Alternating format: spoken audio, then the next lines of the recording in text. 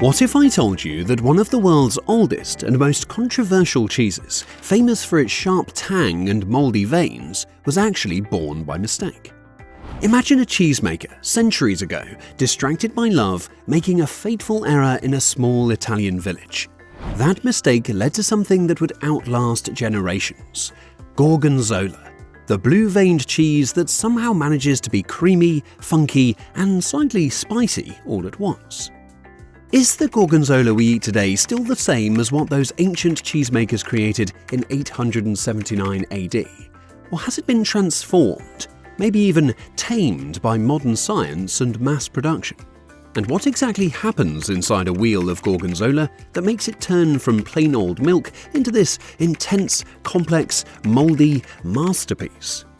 Welcome, cheese and dairy enthusiasts. Whether you're all about Gouda, goat cheese, or a classic cheddar, we're here to share the love of all things dairy with you. We've got tons of cool stuff coming your way, so sit back, relax, and get ready for a fun, cheesy experience. If you're enjoying this creamy content, please give this video a thumbs up and consider subscribing to the channel. Believe it or not, 99% of our viewers haven't hit that subscribe button yet. It's totally free and just takes a second. At the heart of this story is a paradox. Gorgonzola is both ancient and modern, natural and engineered, feared and loved. To understand how it came to be, we have to dive into its past, trace its transformation through time, and uncover the strange microbiology that makes it so unique. And the big question we'll explore today: does modern Gorgonzola still carry the soul of the original? But let's not get ahead of ourselves. Let's begin where all good cheese stories begin, in the past. We're traveling back over 1,000 years to a time when refrigeration didn't exist, microbiology hadn't been invented, and cheesemaking was more craft than science.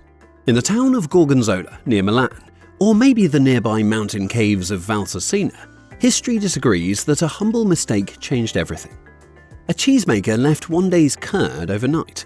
The next day, instead of throwing it out, they mixed it with a fresh batch. A few weeks later, something strange began to appear. Streaks of bluish-green mold running through the cheese. Was it ruined? Was it still edible? Turns out, it wasn't just edible, it was delicious. And so, green stracchino, as locals first called it, was born. But that mistake reveals something deeper: the magic of microbial transformation, something that modern science is only beginning to fully understand. The earliest Gorgonzola wasn't made by adding mold on purpose. It relied on naturally ambient spores in the caves, wild bacteria in the milk, and human error. It was a product of place, time, and pure chance. And yet, that moldy accident sparked a tradition that would grow into a multi-million-euro global industry. Today, over 5 million wheels of Gorgonzola are produced each year, exported to 90 countries and regulated by strict protected designation of origin laws. But as production scaled, something had to change. Could the same chaotic forces that gave us the original Gorgonzola still be trusted in modern factories? What actually happens when milk turns into Gorgonzola? How does a cheese go from mild and milky to bold, funky, and blue? To find out, we have to zoom in microscopically. Gorgonzola, like all blue cheeses, owes its flavor to a very special mold: Penicillium roqueforti, or sometimes Penicillium glaucum. These are friendly fungi, distant cousins of the mold used to make penicillin. But in cheese, they're not medicine, they're flavor makers. The mold doesn't just grow in the cheese, it transforms it from the inside out. When penicillium gets air, thanks to those tiny holes pierced into the cheese, it springs to life. It starts breaking down milk proteins into amino acids and peptides, creating that creamy texture and rich umami taste. At the same time, it attacks the butterfat, producing fatty acids and powerful compounds called methyl ketones, the very substances that give blue cheese its signature aroma. That earthy, tangy, spicy scent, that's the mold talking. Even more fascinating, as the mold does its work, it slowly neutralizes the cheese's acidity, reshaping both flavor and texture. What starts out crumbly and sharp becomes soft, luscious, and deeply complex. But here's where things get really interesting.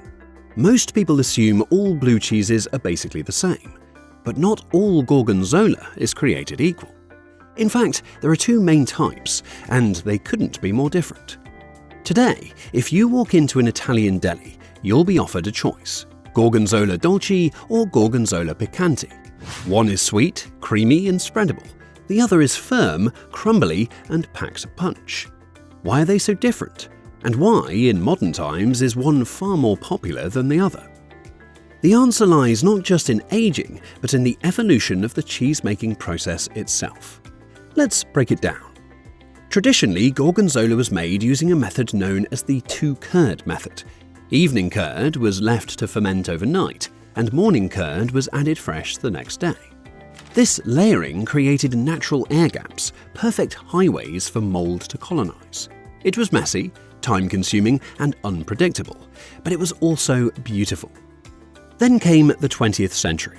Modern technology introduced the one-curd method, more efficient, safer and easier to control. Everything was standardized: pasteurized milk, laboratory-selected molds, temperature-controlled aging rooms.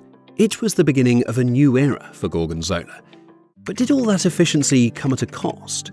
Has something been lost in the shift from wooden shelves and wild caves to stainless steel and sterile factories? Imagine two wheels of Gorgonzola sitting side by side. One was aged in a cool stone cave, pierced by hand with long copper needles, made with raw milk from cows that grazed the alpine slopes. The other, made in a modern factory with precision-controlled temperatures, pasteurized milk and stainless steel piercing machines. They both bear the name Gorgonzola, but are they really the same? Let's start with the traditional Gorgonzola, the kind that barely exists today. Old World Gorgonzola was unpredictable. The two-curd method created uneven textures. Wild mold strains varied from cave to cave. No two wheels tasted exactly alike. It was alive, dynamic, deeply tied to the land. This cheese wasn't designed for mass export. It was strong, sometimes aggressively so. Crumbly, salty, pungent. A punch in the palate. It was food for mountain people, for winter, for wine. But its flaws were also its strengths. It had soul. Now flip to modern Gorgonzola. Today, 90% of Gorgonzola made in Italy is the dolce type. It's sweet, soft and creamy, almost spreadable at room temperature. It's younger, aged just 50 to 70 days, and has less intense veining. Why? Because that's what the market wants. In the post-war era, palates shifted. Global demand for milder flavors rose, and with the invention of refrigeration and pasteurization, cheesemakers gained more control.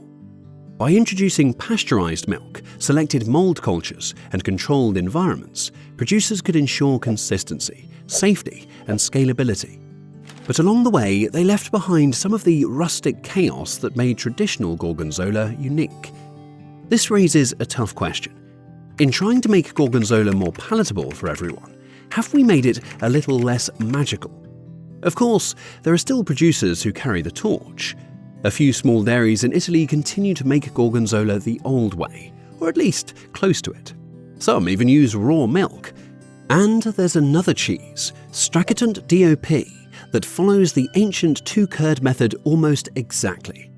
Testing one of these is like opening a time capsule. The texture is dense, the veins wild, the flavor intense and haunting. But they're hard to find and expensive. Most people will never try them. So why does it matter? Because Gorgonzola's story isn't just about cheese. It's about tradition versus innovation, flavor versus efficiency, and the choices we make about food, craft, and culture. And that brings us to an even deeper question. What happens to a food when it becomes a product? So far, we've talked about how Gorgonzola is made and how it's evolved. But what happens when we eat it? Can something so smelly actually be good for you? Gorgonzola is actually lactose-free. That's right. During fermentation, bacteria and mold consume nearly all the lactose in the milk, leaving behind a cheese that's easier to digest than the milk it came from. So if you've avoided Gorgonzola thinking it would upset your stomach, think again. Beyond being digestible, Gorgonzola may even support your gut. Its live cultures, Penicillium roqueforti, lactic acid bacteria, and others, can act like probiotics, helping balance your gut flora. While it's not as loaded as yogurt, the live mold and enzymes in blue cheese may support digestion, immunity, and even reduce inflammation. Plus, it's rich in calcium, protein, and B vitamins, especially B12, which supports nerve function and energy. A modest 30-gram serving, just about 1 ounce, offers a real nutritional punch. But it's not all sunshine and stinky spores. Gorgonzola is also salty and fatty, around 27% fat, mostly saturated, and over 1,500 milligrams of sodium per 100 grams. That's a lot, which means moderation matters. And what about the mold? Aren't molds dangerous? It's a common fear, but the blue veins in Gorgonzola come from safe, edible strains of mold, carefully cultivated and tested. They don't produce the toxins found in spoiled food. In fact, throughout history, Gorgonzola was seen as healing. Farmers believed it had antibiotic qualities. In medieval Italy, it was even used as a poultice for wounds. We're not recommending that, but it's interesting, right? So, the real takeaway? Gorgonzola is a complex food, both in flavor and function. In small amounts, it offers taste, nutrition, and even gut support. But in large amounts, it can push you past your sodium or fat goals for the day. Still, it's worth noting that the stronger the cheese, the less you need to feel satisfied. There's something almost poetic about that. Gorgonzola, with its bold presence, teaches us to savor. It's not a cheese to mindlessly snack on. It demands attention. It asks you to slow down, taste, and feel. So maybe, just maybe, this ancient moldy cheese has more to teach us than we thought. And as we reach the end of our journey, one question remains. Can a food still carry its soul after 1,000 years of change? Let's bring everything together. Gorgonzola isn't just a cheese. It's a living story written in microbes, memory, and milk. It began with chaos, a cheesemaker's mistake, wild mold in a cave, the alchemy of time and air. That was the first miracle. Then came control, modern science, precision, and regulation. The second miracle, turning something wild into something the world could safely enjoy. And finally, there's the miracle that happens inside us. A cheese that's easier to digest than milk, loaded with nutrients and capable of delivering not just pleasure, but nourishment. That's the soul of Gorgonzola. Not the rind, not the blue veins, but the way it continues to transform milk into cheese, mold into flavor, and tradition into legacy. Now here's the wild part. If you thought Gorgonzola was funky, wait until you meet its cousins. Hit that subscribe button and join us in our next deep dives, where we uncover the boldest, weirdest, and most ancient blue cheeses you've never heard of, and reveal what makes each one unique. Because when it comes to cheese, the deeper the mold, the deeper the mystery. And in the meantime, please leave a comment below, share your thoughts with us, or use an emoji for the sake of engagement. Thank you for watching.